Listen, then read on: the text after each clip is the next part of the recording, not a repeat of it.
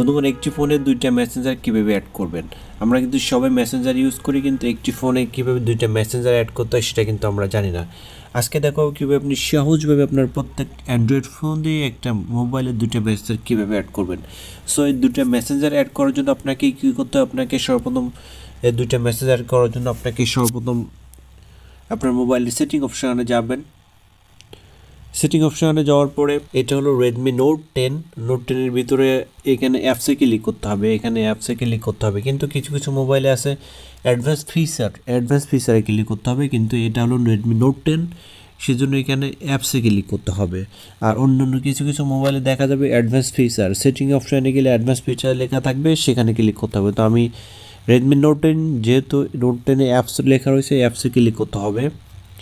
অ্যাপসে ক্লিক করার পরে এখানে দেখতে পাচ্ছেন বন্ধুগণ ডুয়েল অ্যাপ, এই ডুয়েল অ্যাপে ক্লিক করবেন। ডুয়েল অ্যাপে ক্লিক করার পরে এখানে যতগুলো অ্যাপ আছে সব কিন্তু এখানে চলে আসবে। সো এখান থেকে আপনি এই অ্যাপগুলো কিন্তু ডুয়েলভাবে ইউজ করতে পারবেন। সো এখান থেকে আস্তে আস্তে স্ক্রল ডাউন করে আমরা নিচে যাবো, মেসেঞ্জার কোথায় আছে সেটা আমরা এখন খুঁজে নেব। থাকার পরে আমরা এখানে যে অপশানটা আছে এখানে আমরা টার্ন অন করে দিব।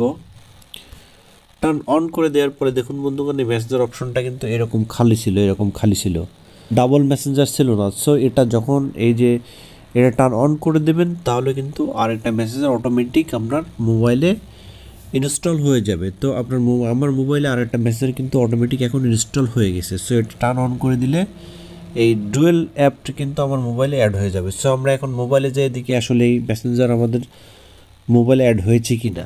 সো এখন আমরা মোবাইল স্ক্রিনে চলে আসলাম। মোবাইল স্ক্রিনে চলে আসার পরে এখানে দেখতে পাচ্ছেন আমার এই একটা মেসেঞ্জার আছে।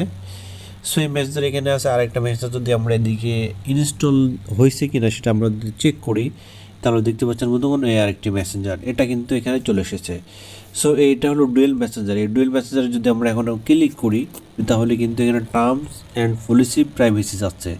সো এই মেসেঞ্জারটা যদি আমরা এখন কন্টিনিউতে ক্লিক করি, ক্লিক করার পরে এখানে কিন্তু আপনি আপনার অন্য আইডির ইমেল এবং পাসওয়ার্ড এখানে দিতে হবে, অথবা মোবাইল নাম্বার এবং পাসওয়ার্ড দিয়ে এখানে লগ ইন করে নিতে হবে। আপনার আরেকটা ফেসবুক আইডি কিন্তু এখানে লগ ইন হয়ে যাবে।